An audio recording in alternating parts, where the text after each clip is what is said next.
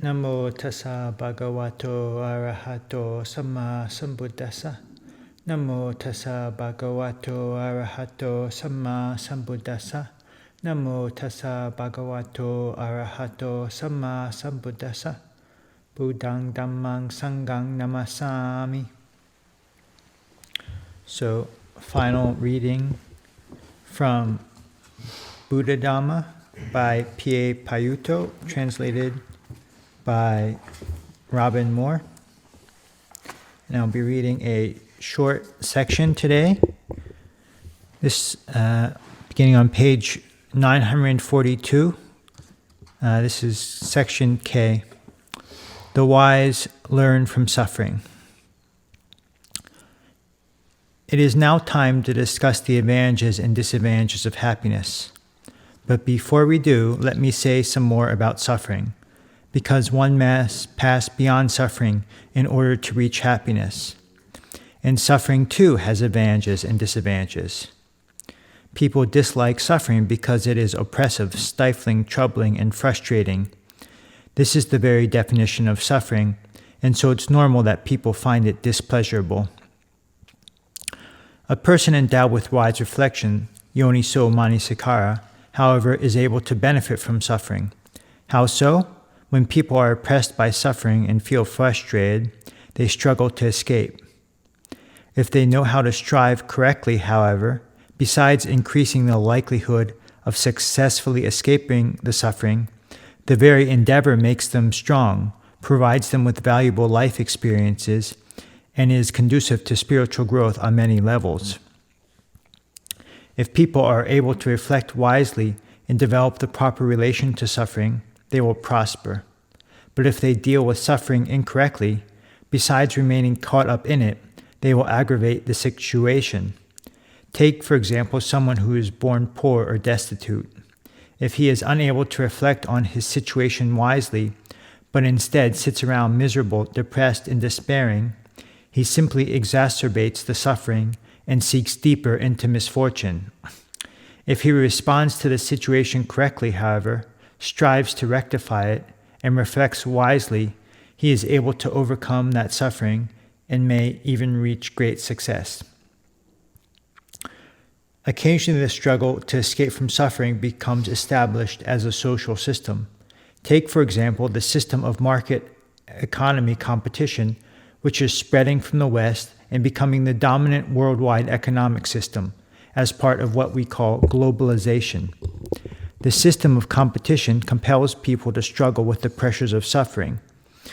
It is strongly connected to the doctrine of every man for himself, or the system of individualism.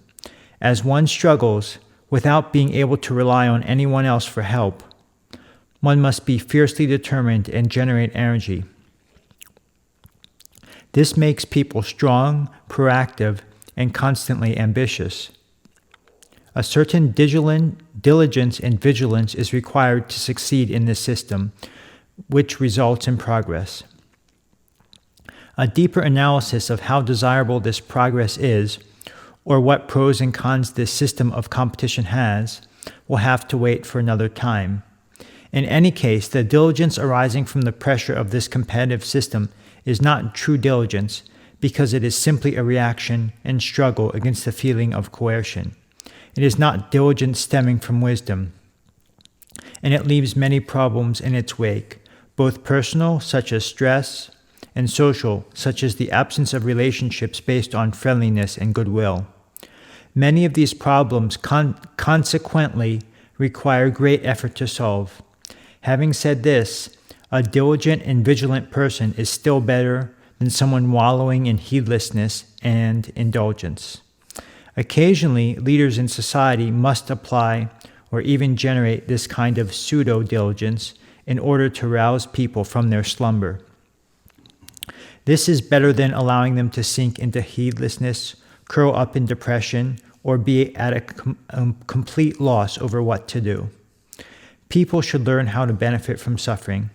When afflicted by suffering, they will then make effort and grow strong, and they will look for skillful ways to solve problems to free themselves from suffering.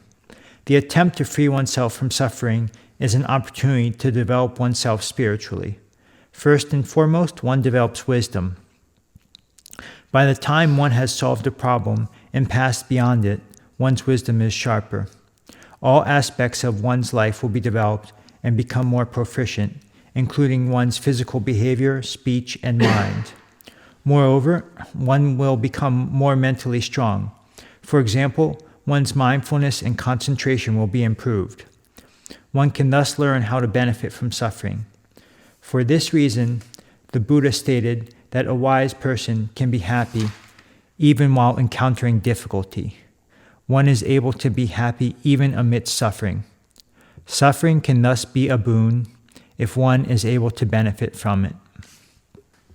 And now I'll be doing reading from two different suttas. These suttas are both translated by Ajahn Geoff. And the first one, it's about dukkha, which P.A. Payutto translated as suffering, and Ajahn Geoff translated it as stress. And this is, I got from dhammatalks.org. It's from Anguttara Nikāya, Book of the Sixes, number 63. It's an excerpt. Birth is stress. Aging is stress. Death is stress. Sorrow, lamentation, pain, distress, and despair are stress. Association with what is not loved is stress. Separation from what is loved is stress. Not getting what is wanted is stress. In short, the 5 clinging aggregates are stress. And what is the cause by which stress comes into play? Craving is the cause by which stress comes into play. And what is the diversity in stress? There is major stress and minor, slowly fading and quickly fading. This is called the diversity in stress. And what is the result of stress? There are some cases in which a person, overcome with pain, his mind exhausted, grieves, mourns, laments, beats his breast, and becomes bewildered. Or one overcome with pain, his mind exhausted, comes to search outside. Who knows a way or two to stop this pain? I tell you, monks, that stress results either in bewilderment or in search. This is called the result of stress. And what is the cessation of stress? From the cessation of craving is the cessation of stress. And just this noble eightfold path, right view, right resolve, right speech, right action, right livelihood, right effort, right mindfulness, right concentration, is the path of practice leading to the cessation of stress. And for the final reading, I'll be reading 2 excerpts from the Greater Discourse at Asapura, Majjhima Nikāya 39. And I'll be starting on page 212 of Handful of Leaves, Volume 2. And before I proceed, just note that there's a section on the 5 hindrances. And it may not be clear first from hearing it, but the Buddha is using similes for the 5 hindrances. So covetousness or sense desire is like being in debt, and anger and ill will is being sick. Sloth and drowsiness is being bound in prison. Restlessness, anxiety is like slavery, being a slave. And uncertainty and doubt is like traveling a road through desolate country.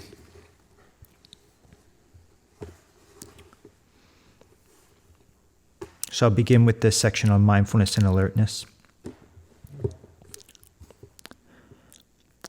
And what more is to be done? We will be possessed of mindfulness and alertness. When going forward and returning, we will act with alertness.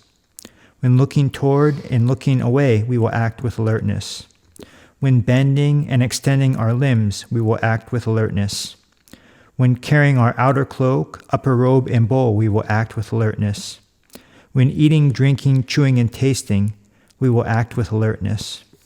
When urinating and defecating, we will act with alertness. When walking, standing, sitting, falling asleep, and waking up, talking, and remaining silent, we will act with alertness. That's how you should train yourselves. Now the thought may occur to you, we are endowed with shame and compunction. Our bodily conduct is pure, our verbal conduct is pure, our mental conduct is pure, our livelihood is pure. We guard the doors to our sense faculties. We have a sense of moderation in eating. We are devoted to wakefulness. We are possessed of mindfulness and alertness. That much is enough. That much means we're done, so that the goal of our contemplative state has been reached. There's nothing further to be done. And you may rest content with just that. So I tell you, monks, I exhort you, monks, don't let those of you who seek the contemplative state fall away from the goal of the contemplative state when there is more to be done. And what more is to be done? There is the case where a monk seeks out a secluded dwelling, a forest, the shade of a tree, a mountain, a glen, a hillside cave, a charnel ground, a forest grove, the open air, a heap of straw.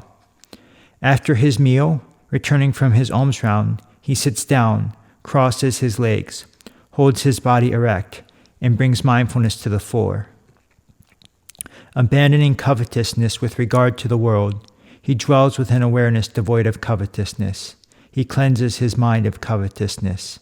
Abandoning ill will and anger, he dwells with an awareness devoid of ill will. Sympathetic with the welfare of all living beings, he cleanses his mind of ill will and anger. Abandoning sloth and drowsiness, he dwells with an awareness devoid of sloth and drowsiness.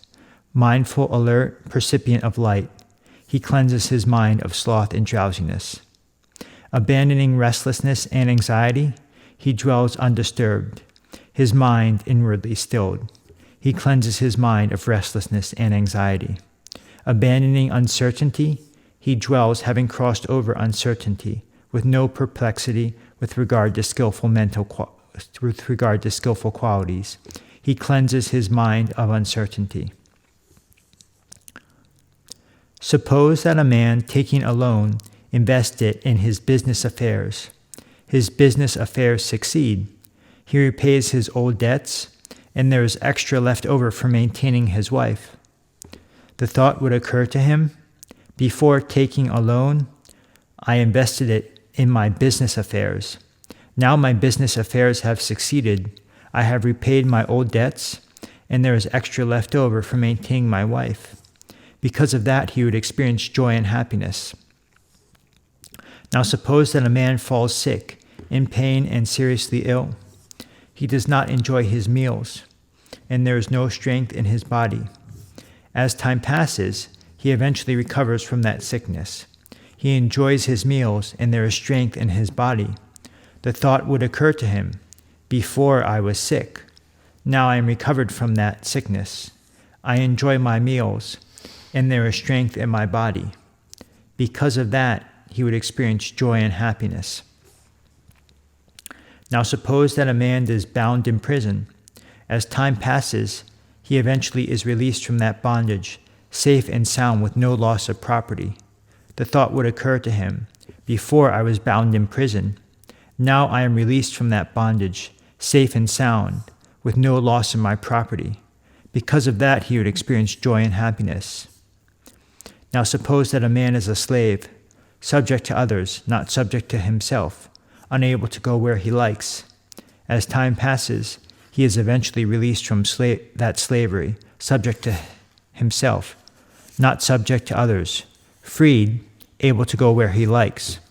The thought would occur to him, before I was a slave, now I am released from that slavery, subject to myself, not subject to others, freed, able to go where I like. Because of that, he experienced joy and happiness. Now suppose that a man, carrying money and goods, is traveling by a road through desolate country. As time passes, he eventually emerges from that desolate country, safe and sound, with no loss of property. The thought would occur to him, before carrying money and goods, I was traveling by a road through desolate country. Now I have emerged from that desolate country, safe and sound, with no loss in my property. Because of that, he would experience joy and happiness. In the same way, when these 5 hindrances are not abandoned in himself, the monk regards it as a debt, a sickness, a prison, slavery, a road through desolate country. But when these 5 hindrances are abandoned in himself, he regards it as unindebtedness, good health, release from prison, freedom, a place of security.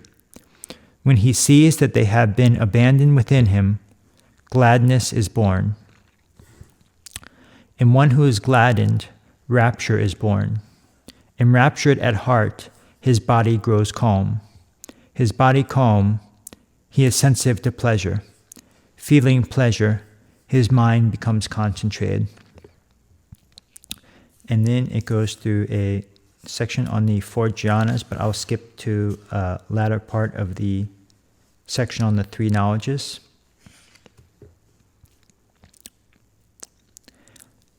In the same way, with his mind thus concentrated, purified and bright, unblemished, free from defects, pliant, malleable, steady, and attained to imperturbability, the monk directs and inclines it to the knowledge of the ending of the effluence.